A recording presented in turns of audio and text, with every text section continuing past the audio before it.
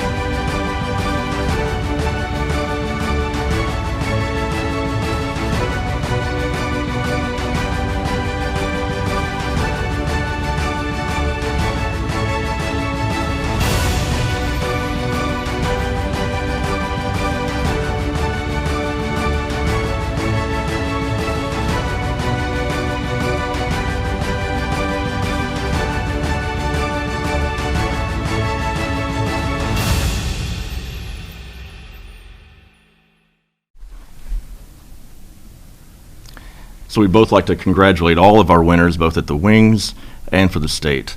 And real quick, for the state winners, we had Airman Hohola as Airman of the Year. NCO of the Year was Staff Sergeant Schaefer. Senior NCO of the Year is Senior Master Sergeant Coburn. First Sergeant of the Year is Master Sergeant Rick Tryon. Honor Guard of the Year was Staff Sergeant Jessica Farkas. And CGO of the Year is First Lieutenant David Fox.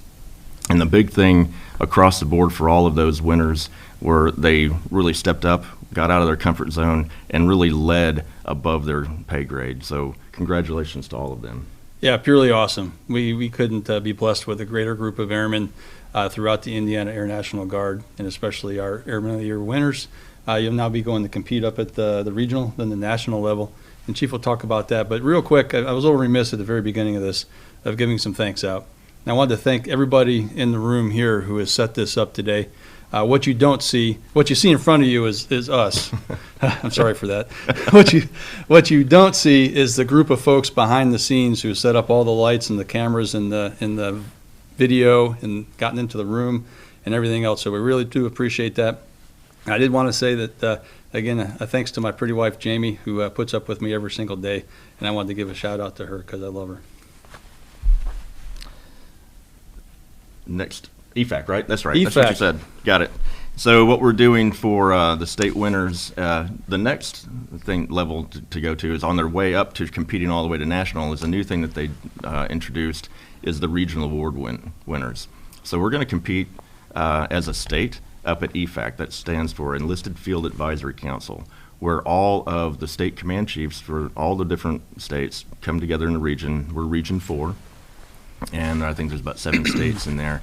And we will go up there at the end of this month, on 25th and 26th of February, and we will throw all of our names into a hat, review all the packages, really get knee-deep into it, and vote. We do not vote for our own state. We vote for all the other states and go down the path like that. So I think we have absolutely some fantastic people who can compete. And one thing that we did differently this year is we got together a group of people from both wings, keep it into that ideology of having one Indiana Air National Guard. Mm-hmm. And so we have the 2 different groups that we pulled together to work together on those packages. What was really cool about it is all 4 packages, so the ones that do go up, let me make a statement there, the ones that do go up beyond the state are the Airmen, the NCO, Senior NCO, and the First Sergeant. So for those 4 packages, whether it came from the 181st or the 122nd, were looked at by this group that came together from both wings. So it was really a cool thing.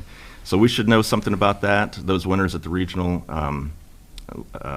time frame back at the end of February, and we'll talk about that. At that point in time, we'll make a presentation if any of our people win, and we'll talk about it then. And you wanted to talk about ADFAC, I think. Right. ADFAC, the Air Directorate Field Advisory Council. Every single weapon system within the Air National Guard has a weapons system council chair. Right now, Colonel Stoller is the deputy chair of the A-10 Weapons System Council. I used to be the chair a long time ago when I was up at Fort Wayne. They come together at least 2 to 3 times a year and walk through all the big issues that affect those weapons systems and how those issues cross-cut across multiple weapon systems. The EFAC chair also has a seat on ADFAC. And what that is, it's our direct conduit through the Weapons System Council chairs to the Director of the Air National Guard. And he generally sits in and gets briefed on the top level issues, and we spend about 2 days going through them. So like the EFAC, the ADFAC is a good way to bubble up through your leadership, things that, problems that you need to have solved and things that you see that are, that need to be fixed. So I'm a firm believer that the folks that are closest to an issue are the ones that are best suited to be able to solve that issue. So we like to foster an open environment where folks can have those ideas heard. So funnel those ideas up through your supervisors, through your commanders, and we'll get them out there to get talked about and hopefully get fixed. And that's exactly the thing for the EFAC, like you pointed out. Airmen at any level can fill out an NGB Form 802, work with their supervisors, push that up through the system, and that's exactly what the EFAC is for, is to provide solutions or really getting in there and trying to work hard for people who have found problems and helping out the enlisted force of the Air National Guard. That's what we do. And one of the big things that they've fixed lately and started working on is the PME challenges that we've had in the past. So right now we have a new distance learning PME. They used to use the thing called the Blackboard, which we've talked about that before. There's a new type of system called the Canvas. So that's the new program that they're using for distance learning, and it's Senior NCO is in the beta form for that, but ALS, Airmen Leadership School, and NCO Academy are running live with the new distance learning. So please make sure that you, if you're interested in that, do that. And during the COVID stuff, as we see, they're making a lot of changes. We're all living through that type of thing. They've changed their in-residency to a virtual in-residency, which is called VIR. So if anybody's interested in that, I talked to the POC yesterday. There's still slots for that all the time. If individuals wish to apply for a visual in residency for the ALS or NCO Academy PME, please do so. You still get a line training number for that, and that works out very well for you. As we're on PME real quick, I'd like to point out how important the senior enlisted joint senior enlisted PME is for everybody to get into. There's a lot of jobs that are opening up at NGB level and so forth across the state or across the nation that really mandate that you have had that PME accomplished before they'll even accept your package. And I think that there's a lot of benefit in that, especially where Indiana's going. We're trying to be Army and Air centric. I think Right. that it would be very functional for our people to get involved in that, even if they don't feel like they want to go get a job outside of the state. Sure, and this tag has made a commitment to have the most joint forcing we've seen before in the state of Indiana Right. with the Army and with the Air National Guard. So It's a good thing. he's really walking that walk as well, with making sure that we're involved in decision making and making sure that we've got seats at the table. Right. So. And on that, you want to talk about professionalism, I think. Yeah, just to spend a few moments before we start getting to questions that have already been submitted, and then questions that are hopefully popping up live as we go through this, because we want to hear from you. Is we've all seen what's been going on in the political arena, and we've all seen what's been going on in the country, and we live in really exceptional times. We've had a worldwide pandemic that we've walked through for this last year. I got to thank all the professionalism that we have within the Indiana Air Guard. Our airmen have been doing outstanding while being mobilized in support of community, state, and nation for COVID, then also being mobilized in support of community, state, and nation, both at the national level in D.C. and here locally for civil unrest. We've had a couple of Secretary of Defense memos that have come out lately. One of them is mandating mask wear on all military installations. I will say that we're working through the rollout of that within the Indiana National Guard. We'll see some words come out of TAG's team and through the JOC, the Joint Operations Center, and your command post will be receiving that, and your commanders will be involved. The other one is about the stand down for talking about extremism and extremist groups. So what I would say on that, just a few simple words. We will always, and we always have, root out those amongst us who don't adhere to our core values. Nothing's changed. We always have, and we always will. When you hear sometimes the political banter going back and forth and pundits on TV and everyone trying to use us as a football, then we try to stay above that fray. No, or not try. We do stay above that fray. I talked to my staff about that just yesterday and also on Thursday, that we know our core values. We know our personal values. We always need to lead ourselves first, meaning know who you are, know what your core values are, and then you roll into the Air Force's core values. So we'll always root it out. We know who we are. We know that we are here to protect the American people. We are sworn an oath to protect and defend the Constitution of the United States, and that hasn't changed yesterday, and is not going to change tomorrow. So Chief, I don't know if you have any piggyback on that or not, but I'm pretty passionate about the fact that as professional military members and as airmen, we do live to a higher standard. And we don't hang up the uniform when we go home from drill weekend, and we're still in the military. I think that, absolutely. I think that Indiana leads the way in that in so many ways. I'm not just saying that because we're on TV or we've been around, or on Facebook rather, we've been around and talking to troops. We've both been across the country and across the world going to different places, and it's easy to honestly say that Indiana leads the way in those value sets and in what we do and what you just talked about. Right. We've seen it with our people that went down to D.C. We've seen it for the past nearly a year now with them working on COVID, what you're talking about, Right. and as well as the civil unrest that we've had people go and address in Fort Wayne, Indianapolis. So this is who we are. This is who the Hoosiers are. It's what we've done for a long time. It's not anything different than what we're going to continue to do. So I think that this memo coming out, obviously we need to support that, but I don't think it's going to mean anything different for Indiana. Right, and like I said before, our airmen are leaders in this type of fashion, and we lead other airmen. We're good wingmen to each other, and when I mentioned that you need to be able to lead yourself first before you can lead anyone else, is every year I write down and reinforce my own personal values in my book. And this year, as in previous years, service, faith, integrity, trust, and gratitude. And I've got some sub-bullets written along those. If anyone wants to contact me, I can walk through all of them because we're not going to have enough time today. But again, knowing who you are, knowing what you stand for, and then always living the Air Force core values as well. Totally agree. So we have, before this came out, we queried if anybody had any questions that they could submit prior to this. So we do have a few questions that were submitted prior that we're going to go over. And then as we're going through this, if anybody who's out there in Facebook land who's logged in, wishes to submit any questions, we have piggyback on what the General said, we have an outstanding group of people working behind the scenes to make sure that we're taken care of. So they're going to be texting. That's why these iPads are up here, by the way. Yeah, we're not using teleprompters or notes. We have a couple notes, but we these are don't. Questions. This is not what my wife Mandy is telling me to pick up today for after work take home for dinner. So this is tracking to make sure. These are the questions. Whatever questions that Captain Myers over here is running is going to send to us.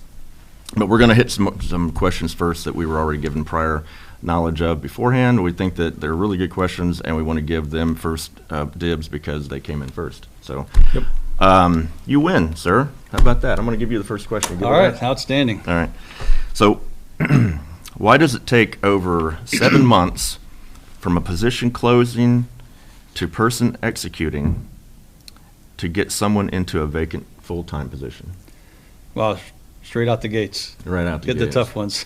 Thanks, Chief. I appreciate it. I'm going to say that we always work with HRO in order to get these positions filled.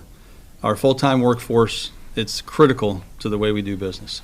We all know that we're not blessed with the same amount of end strength full-time as what active duty Air Force does, and we routinely do the same types of missions and jobs with about a third the manpower on a full-time basis. So that's a true testament to our airmen.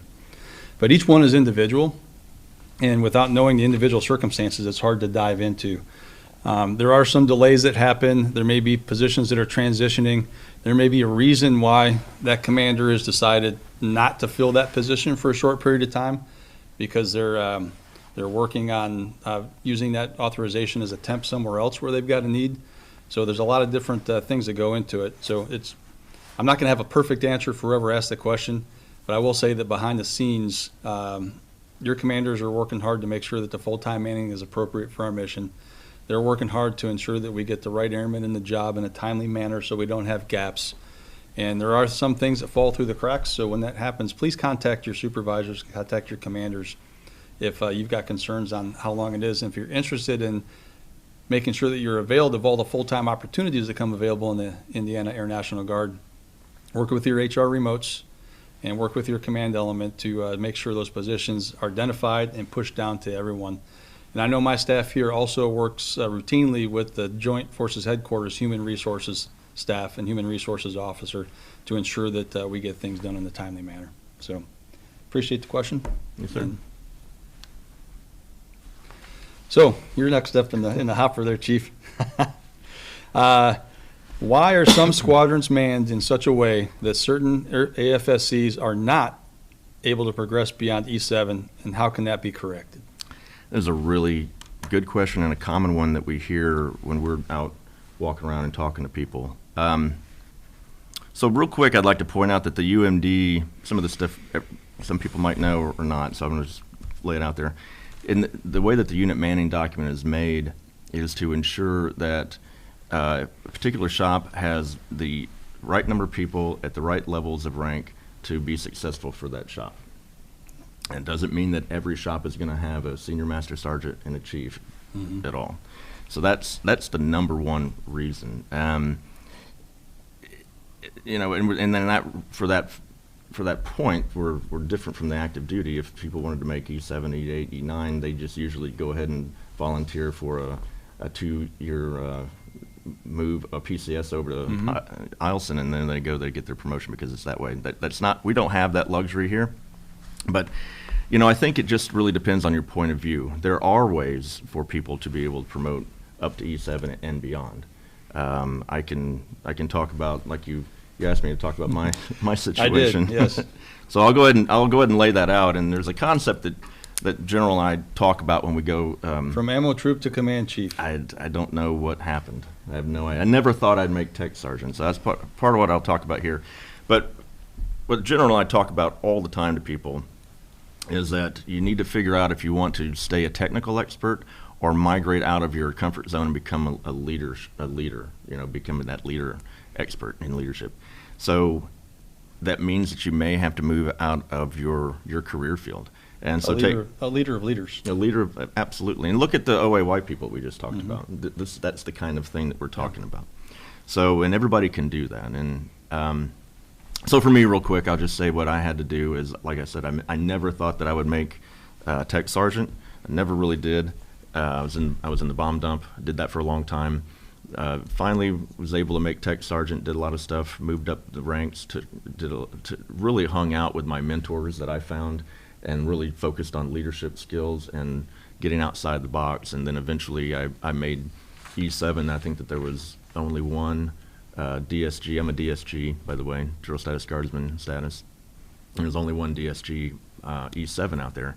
I finally got out of this production superintendent position, and then the 181st went through the BRAC. So we transitioned from a fighter wing into an intel wing, and that's when I went to go become a first sergeant. And there I'm segueing into something that's near and dear to me, and I think that everybody, and it's ironic or apropos, one of the two, that they put E7 because everybody has an opportunity to make E7 if you want to put yourself out there, do good things for others, and try to become a first sergeant, go into that career field. It was the best thing that ever happened to me. I learned a lot.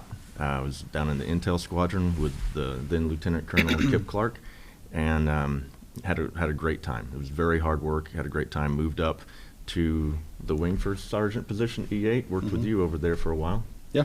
In that capacity. And then I moved into the group chief position for the mission support group of 181st. I never thought any of that was going to happen.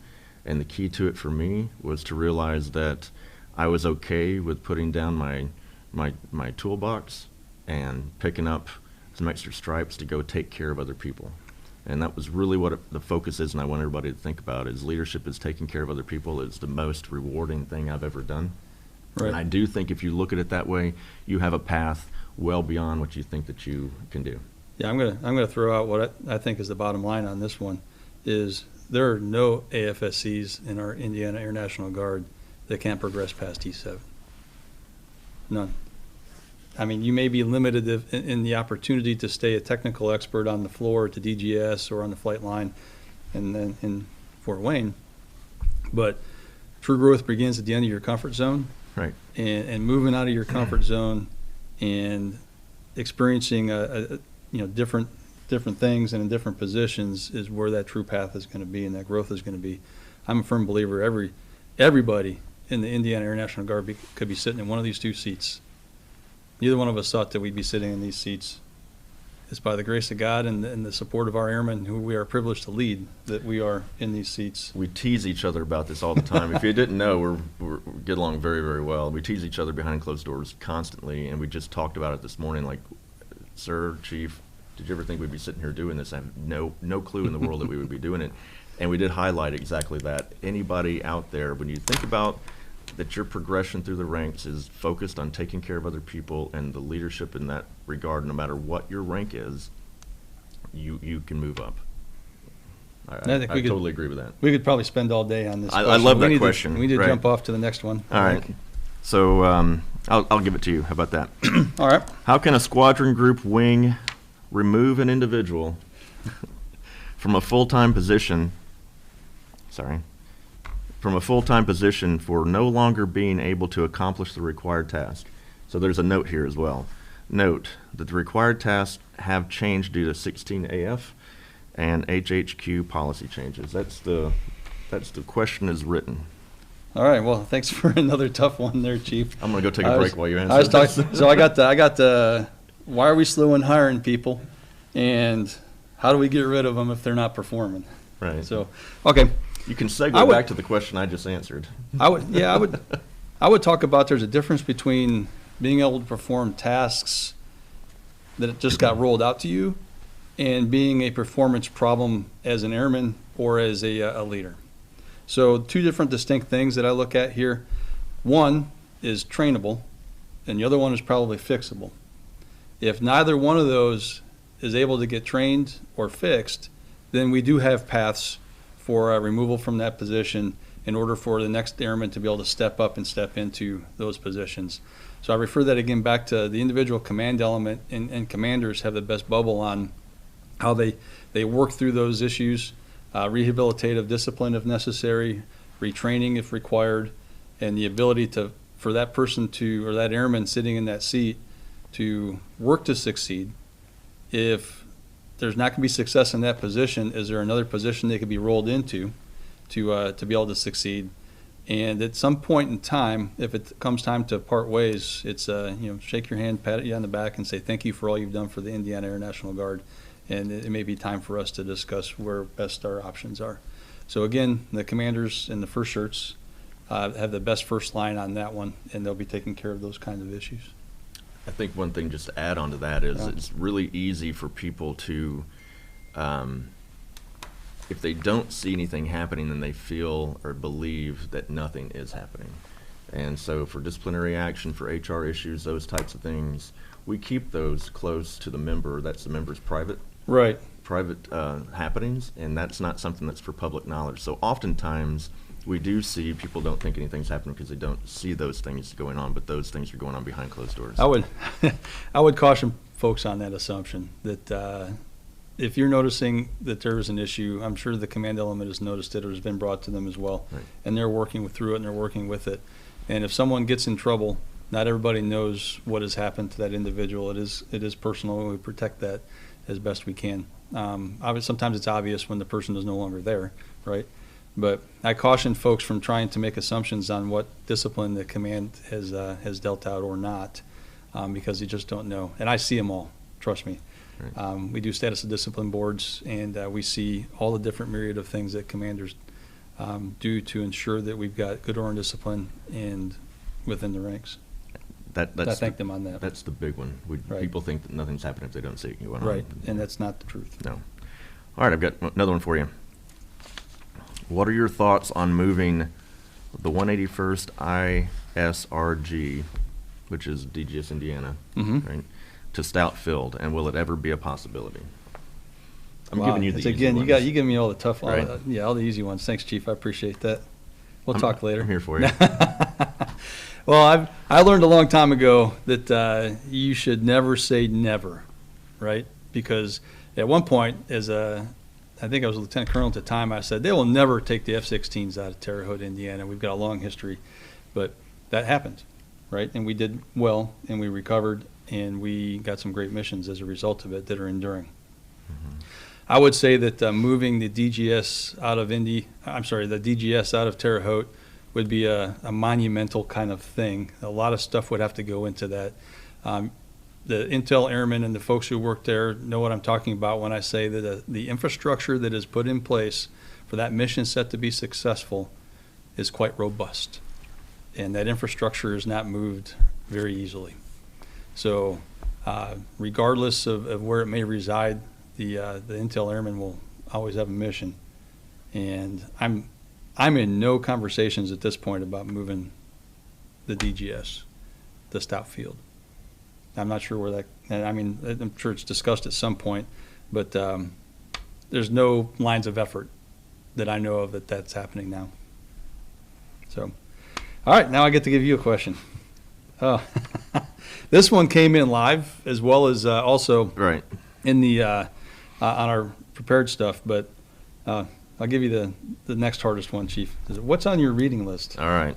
Considering I read, right? Well, you can. I have evidence because I've written you notes and you've responded. Those are text messages. Okay, gotcha. All right. I have 4 here that I really like. Okay. And let me point out, too, I failed to point this out earlier. All of these questions that we have a team that's tallying them all. We're going to have all these questions written down and all the answers. And if there's other additional parts of the answer that we can make it further complete, we're going to do so. And we're going to put it like on an FAQ type of scenario and put it out on the SharePoints for both the wings. So that will be forthcoming. So all these questions will be documented for you. So for my 4, I like Speed of Trust from Stephen Covey. That's a good one. That's a good one. That's a very good one. The Go-Giver. G-O, 2 words, G-O, Giver, G-I-V-E-R. Go-Giver by Bob Burg, B-U-R-G. Very good. Make Your Bed by Admiral William McRaven. You probably heard of that one. That's good. And It's Your Ship. Great video on that one as well. That is a good video. We talked about that. I can't remember what address he was given. He was given a graduation speech. Yeah. Must see. It's Your Ship by Michael Abrashoff. So 2 Navy things in here, unfortunately. But they were really good books. So those are my big 4. All right. Well, I'm going to show that I'm a man of the ages of the new millennium, and say that I do have books, and I will talk about those. But also, I like to listen to podcasts when I'm on the treadmill, or I'm out doing yard work, or gardening, or doing something that helps refresh. So on those podcasts, I like to listen to John Maxwell. He does podcasts on leadership, very well thought out, very good podcasts. Podcast by Dr. John Deloney. He's a psychologist, and he takes callers and they talk through a bunch of different issues. It actually helps me work through some issues that may be ongoing in my own life or within the lives of our airmen, so it gives a little bit of insights. And also Dave Ramsey is the financial guy. If I can say one thing, if I could go back in a time machine and punch Lieutenant Renwick in the neck, I would tell him to have better financial awareness when he was young. So listen to Dave Ramsey. He's got some good stuff. But on the other front, in the written word, the first book I always go to is the Word for me, the Scriptures. So I read every day in that. Also, I like Simon Sinek and John Maxwell, pretty much anything that they put out. Currently, I've just finished recently Measure What Matters. I'm in the middle of 360 Leadership from John Maxwell. And my next one's going to be The Infinite Game from Simon Sinek. 360 Leadership is a good one, too. Yeah. Yeah, I like that one. So good. So I think since you gave me all the hard ones up front, I get to give you another one now. No, I'm giving you this one. You're the next. Are you sure about that? I win. Okay, yeah, go ahead. I win. Let me give it to you. All right. What is the current status of the F-35 training base coming to Huff? Oh, that one's pretty easy, actually. We'll know when we know. I mean, that's the bottom line. But the insights that I have is that the Indiana Air National Guard and the 181st in particular put together a great case for why they need to bring the F-35 FMS and F-16 to the great state of Indiana and to home and field. The team that they put together, and I don't want to start naming names because I'll forget somebody, but the team that worked on that did an exceptional job working through TAG's office, working to the governor's office, working at the national level and at the local level as well. I will say that the latest things that I've heard on that are I saw a note that said that the decision is supposed to be made sometime this month, and they're hoping to have an announcement out sometime this month. So that's within the next 3 weeks. I'm also been around long enough to know that a lot of times these things get delayed and they get kicked to the right. So whereas it's supposed to come out this month, it may not for the next couple. So we'll know when we know. And I just want to congratulate the team that helped put all that together. Thank you. So now I get to ask the question. So, Chief, what things have you implemented to help yourself deal with the isolation and changes in day-to-day life due to COVID? That's a good one. It's been very difficult for a lot of people, obviously. That's the obvious, Mr. Obvious statement, right? Yeah. So I think I'll mark it down like this. Structure is the number one thing, is a must. You need to focus on getting your structure in there.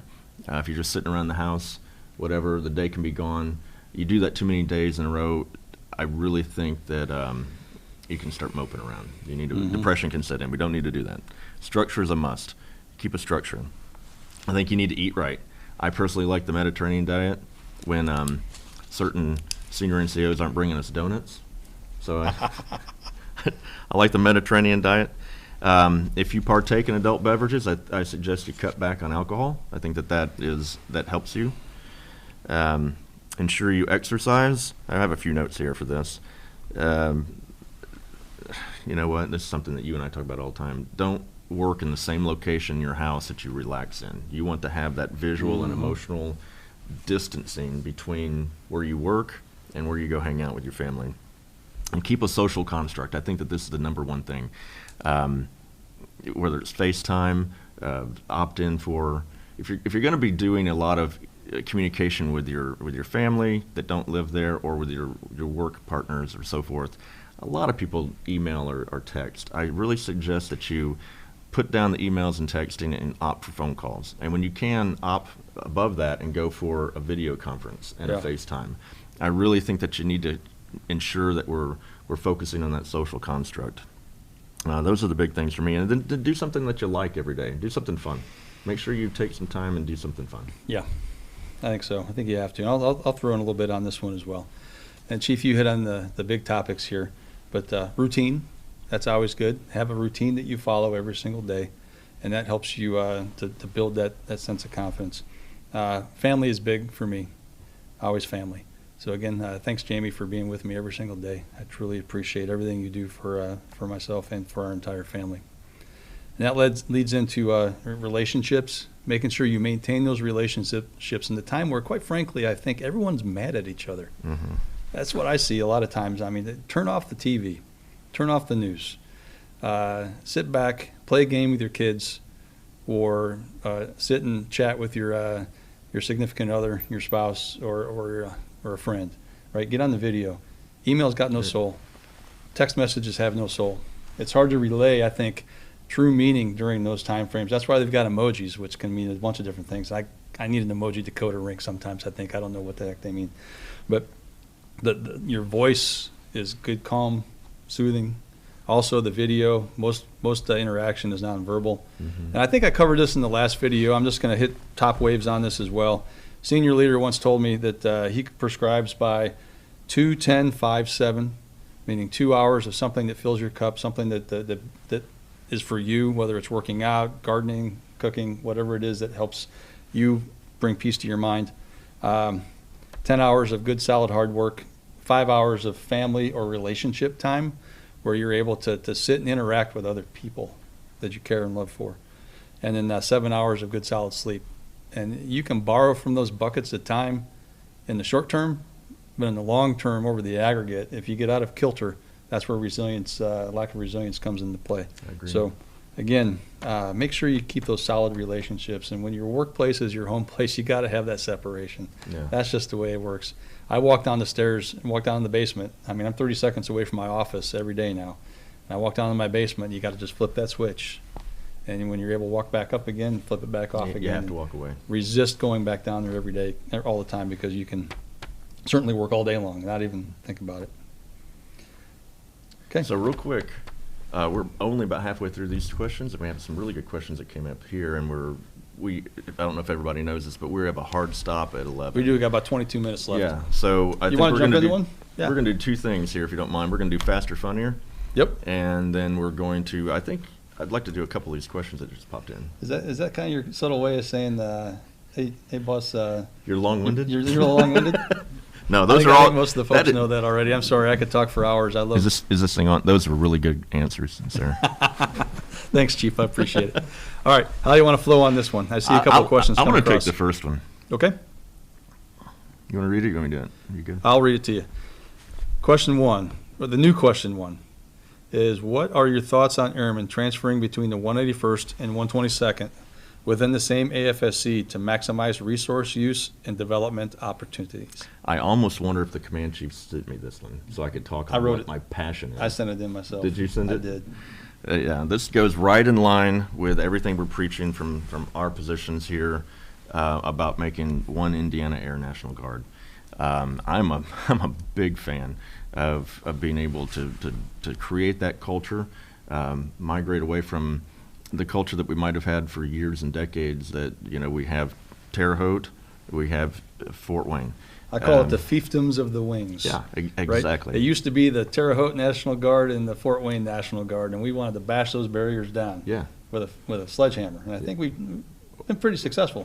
I'll talk about that. Yeah. We really have been successful. We have the command chiefs and I, all three of us, work very tightly together and making sure that we're sharing those goodnesses between the wings and all across state.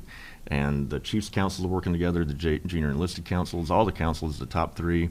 I think the CGOs are as well. All of that is happening, and then we're also now bringing it into shops like FSS, some different shops like Medical Group that are the same between the wings, and trying to make sure that those things are shared. So the goodnesses that we can obtain as Indiana Air National Guard is by bringing those wings together, is allowing these people to be able to transfer between the wings, even between AFSCs. Different AFSCs, if they want to cross-train, are in the same AFSC. That is a big thing for me. I'm going to foot stomp it. It takes totally approve. Yeah, it takes a deliberate effort, and it takes support from both wings and JFHQ as well. Both Chief and I have had the privilege of being at both wings. We both were racers. We were both Black Snakes, and now we're both at the Joint Force headquarters. So we really encourage that cross-talk. We also set up and have the Enlisted Leadership Symposium as well every year. Last year we weren't able to do it because of COVID. This coming year there's still deliberate planning happening for it. So again, that's another way for us to be able to cross-talk and make sure that we know each other as airmen, and then we can to work towards going between both of the wings. It's just another example of what we're trying to do that's been very successful in that endeavor. So I think it's really great. And Tammy Saylor is another one. She was at she was at the 122nd as an airman, came down to the 181st as a lieutenant. I stole her and brought her up to the 122nd as a colonel. She went out to Guard Bureau, and then went back as a commander. So again, those kind of that cross-pollination is good for all of us. It really is. It's fantastic. I'll give this one to you. When will the new DOD mask policy begin? The new DOD mask policy just came out, and I think I talked about it at the very beginning, but I'll hit it again. The date on it, though, and you can give your spiel, but the date on the memo is February 4th. Okay. I think that's the date it came out. Is, again, they'll roll out the implementation in the Indiana National Guard for that through the Joint Force headquarters, through the state and through TAG, and also through the JOC. So we'll be getting the awareness on that as it comes up. Now, let me just foot stomp. We have already awesome and great procedures in place. Both wing commanders came up to this room that we're sitting in right now, or in TAG's office right next door, and came up and pitched to have in-person drill this weekend for their wings because the readiness that was needed and the ability to train our airmen. So two things that go into that. One, preservation of our airmen to make sure that they're safe and they don't get sick by coming to work. And two is ensuring that we continue to be able to have the tools necessary to do our mission, to be able to support in the DGS, our Title 10 mission, every single day coming in, that we still send airmen around the world in a combat role, and are prepping our aviation package as well. So all those things coming together means that we need to maintain readiness. Our wing commanders and also the state has robust procedures in place for mask wear, for social distancing, for hand washing and everything else. And this is another piece that we're going to roll out and we're going to implement into our kit bag for things that we're doing. So yes, we're paying attention, and we're definitely marching towards how we implement that within the state. Well, let me go to this one because it's a COVID-related one too that just came in on Facebook Live here. So if a person refuses the vaccine for a personal reason, will it affect that person's going on leave? If you want, I'll jump on that one real quick. Sir. With the vaccine currently, it's not mandatory. It's voluntary. It's being rolled out under an emergency use authorization from the, I'll get this wrong, it's the FDA. And I'm going to refer probably some more written stuff from the state air surgeon as we go through this, but I'm going to tell you it's not mandatory at this time. And as far as it affecting you going on leave, I don't think there's any effect with you going on leave if you don't take the vaccination at this point. Now, there may be some state and local things that roll out as to where you're going and what they may require you to travel. That's up to those folks to be able to make that determination of that locality and also the airlines and those kind of things. They may roll out their own requirements. Right now, there's no requirement that I know of from the Indiana Guard. Not that I know of either. So on that one, I think it'd be good to just put an asterisk by it. Yeah. That will we'll research that a little bit more and make sure that we have the complete answer for the FAQ Right. that we're going to I'm going to tell you personally that I believe in the vaccine. I believe it's going to help us get out of the pandemic. I'm taking it myself. I know, Chief, you're taking it yourself. Mhm. And we've had several senior leaders. TAG has taken it. And our state, the person that probably knows the most about it is Doc Snyder, Colonel Snyder, our state air surgeon, and she was first in line to show that, to give confidence in the vaccine, that she's a medical doctor who sees COVID every single day in her practice, and has got the confidence in the vaccine and the rollout that is safe and effective. Right. So, When will in-person drill resume, and when will PT resume? currently we're living under directions from TAG to not have in-person drill through February. We did get exception to policy that I talked about earlier for the wings to drill this weekend and next weekend for the 122nd on their SUDA. There is no ETP that we're going to have to seek to do drill in March. That's my understanding. And ATP for everybody. exception to policy. Exception Exception to policy. So, in that end, I'm leaving it up to the commanders of each wing as to how they bring their people in to do those two things I talked about earlier. Preserve our airmen and not get them sick, and to have all the precautions married against the readiness that we need to have in order to do our jobs and do what we promised the American people that we're going to do. So our wing commanders are closest to that problem, and I trust them to continue to come up with the procedures and to work through who they need to have in order to make those happen. And they're working on that constantly. They do it constantly. We're in constant communications. Constantly. Chief, do you want me to jump to one of the? I think we're going to go down to here. These others, I think, to me, I think we're going to, and I agree with Captain Myers, I think we're going to have to get some research on that. Yeah, we and will. then we'll put those. So there's some other, just so everybody knows, there's some other questions that are popping up that we are going to need to communicate with HR to make sure we get the exact right answer for you, and that'll be included in those, the FAQs that we put out. So I've got this next one for you. All right. Here it is. What is one thing you've learned since becoming a general officer about, why are we both laughing about that? About know me too leadership. well. Hold on, let me do it over again. What is one thing that you've learned since becoming a general officer about leadership that you wish you would have known earlier in your career? That's a good question. Well, you're making a huge assumption there, Chief. You're assuming I can learn things still at my age. No, that's a great question. What have I learned about leadership that I wish I had known earlier in my career? Well, one thing I'm going to say for certain is that I've got a star on my chest, and you're the command chief, but we're not that special. We are everyday people just like y'all. And I'm still a true believer that every single airman within the Indiana Air National Guard could be sitting at this table in these positions. What I wish I would have learned a long time ago is that you see things from what lens where you're sitting, meaning that from the other side, meaning not as a GO, as a general officer, but as a lieutenant or as a captain, I saw the general officers as unattainable. I never thought I'd be sitting in this kind of seat. I saw them as both with sage wisdom and with great experiences that I wanted to learn about. I would say that the most we can share with our airmen is our experiences and the things that we've done in our lives and our careers that maybe they shouldn't, and that we got here either way. But again, you are, and I'm going to read the question again real quick just to make sure I've got it on completely. It said, truly, everyone is a culmination of all the experiences they've had throughout their career. Just because you walk in the door into the auditorium with your airmen and your friends and your family assembled around you and walk in a colonel and walk out a general doesn't mean some divine light is shown on you that you now know everything, which is obviously not true. Just talk to me for a while, you figure it out. What I have learned completely, though, is that you can never forget your roots. You always have to try to get a feel for what's going on in the airmen's lives and in their careers today, because the issues that they're facing and the challenges that they have are different than the ones that you faced and you were challenged with when you were younger and as a company grade officer or as a field grade officer. So this is why this kind of feedback is so important. This is why getting out and amongst you is so important. and why I can't wait to be able to do it live as well.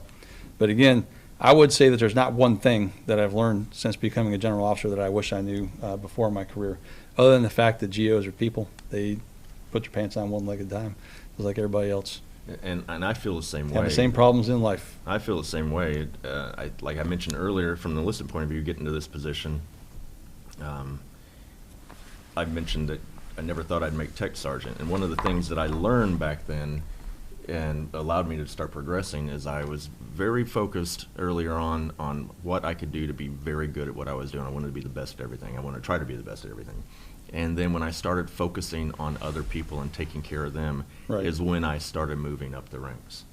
And that was, I wish I'd have learned that earlier, because it's not only helped me out, but it made me more fulfilled. So, and then he's right. Anybody can be sitting here. They just need to take care of others, genuinely care about others, and I think you'll do fine. Yeah, I tended to have more of a myopic view when I was in the lower ranks, and that may have been atypical because I was a knuckle dragon fighter pilot who thought that the whole world revolved around me. So that's a good segue to the next question. This is a good segue. You got it. It's not, and again, you learn hopefully to be more humble than you were before, because humility is required. So we have 5 minutes, sir. Let me give you this next one. What's one failure in your, this is for both of us, I think. What's one failure in your career that looking back you now realize has been instrumental in helping you grow and get where you are? I'll take that from the beginning. Again, that's a great question. Mm-hmm. I don't know that I can point to one exact failure. There's been a lot of defining moments in my life. Some I'll share quite openly, and some that I don't, because they're very personal. But I can't really point to one. It's more like a series of shaping events that happen throughout your life, of things that you learn along the way through hard times and good times. And I think I've learned a lot more from failures or from adversity than I have from success. Mm-hmm. Because success doesn't necessarily take a debrief, right? Success is, yay, it's great, you're here. And you've done awesome. You've done something awesome. You get the accolade. You sit on stage. You get a medal. All this kind of stuff. It's the failures that take a debrief, so you can really analyze, and depending on the gravity of the failure, give time to grieve about it. Right? Mm-hmm. I didn't make this next rank, or I failed a class and it caused me not to go to pilot training when I was supposed to. Wait, did that happen? I think it did. May have delayed me for a whole year, but. Those kind of things, it's okay to be sad about for a while, but at the end of it, go through your process, forgive yourself, and look yourself in the mirror and go out and reconquer. So you got to learn the lessons, and hopefully learn lessons from other folks as well along the way. I completely agree, and I've told you, I'm going to talk about a specific one real quick because we just got just a few minutes left, and maybe we can get one more question in. But you know about this one. I asked my wife last night to help me think of something, and she said, I know exactly which one you need to talk about. So when I graduated college, I was a member at the 181st, and I got a pilot slot on active duty. I went to OTS, and I hurt my leg, and I washed out. It was my fault. I really didn't physically prepare like I needed to, and I really hurt myself. Then I had to wash out, and it was my dream. It was really difficult to deal with and all that kind of thing. It was a failure, and it was because of my own errors in not preparing. And I fought hard. About a year and a half later, I got back into the unit. Really wanted to live back in the Air Guard community. I loved it, and I worked really hard. Some of the things we talked about today, learning how to dealing with leadership and taking care of other people, moving through the course of my career that I mentioned already before, so I can expedite through this answer, and did all of that. I learned so much from those things, from those experiences, and taking care of other people, and from being a first sergeant and working through other people's problems and being there for them. Do I miss the concept of being able to fly? Yeah, I'm a private pilot, so it's pretty cool. But do I miss the idea of not being able to have that for a career? Sure. Would I change my career if I could go back? Never. So be mindful of the failures that you think are devastating to you in your life. It might actually put you in a position to have a better life or better career than you might have thought. look at the opportunity that you may have as well. And also, I would look at, this is both personally, professionally, looking at yourself and looking at others. Just because somebody has failed doesn't mean somebody is a failure. There's always redeeming, there's always the ability to come back and do great things, that resilience. So I would implore everybody here to look at also how we give people a chance. They may have failed at something in the past. Right. You look at what they've done post and how they've recovered, and you look at giving them a chance. And that's why we're here. Someone somewhere Many times. gave us a chance. Many times. Exactly. We have time for one more question. All right. I'll give it to you, and it's for both of us. If you could pick one word as a mantra for your career, what would it be? I would say resilience. And that really flows back into the last question as well, about dusting yourself off, going through the stages of grief, forgiving yourself, having the ability to move forward, as well as making sure that you set yourself up for resilience by controlling everything that you can control, working through the 4 pillars, and family is big. So resilience to me is the one word I'd go to. There's a lot of them, right? Yeah. So I'm gonna give this back to PG words, please. right. PG. I'm gonna give this back to kudos to Chief Salway, State Command Chief prior to me, and something he taught me in interviews. He would ask, if you had the ability to create one fourth core value to the Air Force, what would it be? And I remember that interview when he asked me that question. I said accountability. And for me, none of the other values, your values, your morals, your ethics, anything that you learn in life, your priorities, to me, none of that makes a difference if you don't hold yourself accountable to achieving those, or you hold other people accountable to the same thing. So I think accountability for me. So we are at the point, and I'd like to point out here, sir, real quick, that we have so Captain Myers sent us a little text here. We have a few other COVID-related questions that we will probably reiterate on the FAQ that we're going to do. And Right. Also, we want to go ahead and make sure that if anybody has any additional questions, feel free to email them to the public affairs Right. at their wing, and we'll add that to the FAQ. All right? We'll do that. And I see we got just a couple more minutes, and before we do closing remarks, I wanted to make sure I got to just this one. I'm going to spend 30 seconds on it. It's about the F-16 mission up at Fort Wayne. There's a couple of questions on that and what we're doing and how we're pushing through that. One, I call it the Gang of 4 ATAGs. I sit as the commander of the Indiana Air National Guard, as well as the Assistant Adjutant General for Air for advising the TAG. So the 4 ATAGs, Indiana, Idaho, Maryland, and Michigan, who fly A-10s, have all come together, and our tags have all signed a memo that's sent off to the congressional delegation supporting the Air Force's plan on the A-10, which also includes language for the F-16 conversion at Fort Wayne. So we've got a full court press going on right now with our congressional delegations. I'm meeting with them at the beginning of March. I know that's just this past Friday. Colonel Brown and a few others met with our congressional delegation to talk about these kinds of things and the initiatives we're doing within the state. F-16 conversion is one of them.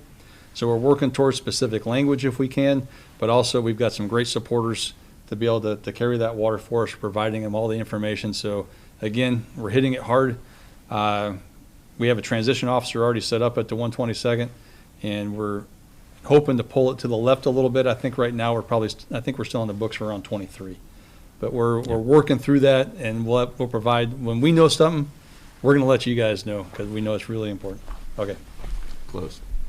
We have 1 minute, and we're going to hard stop. They're going to cut us off, so we're going to go ahead and close. Thanks again for everything you do. Thanks again for protecting our nation and raising your hand. You're really, truly part of the 1% of this country, and I truly appreciate everything that you do. I'm kick it to you, Chief. You can walk us out. Thank you, sir.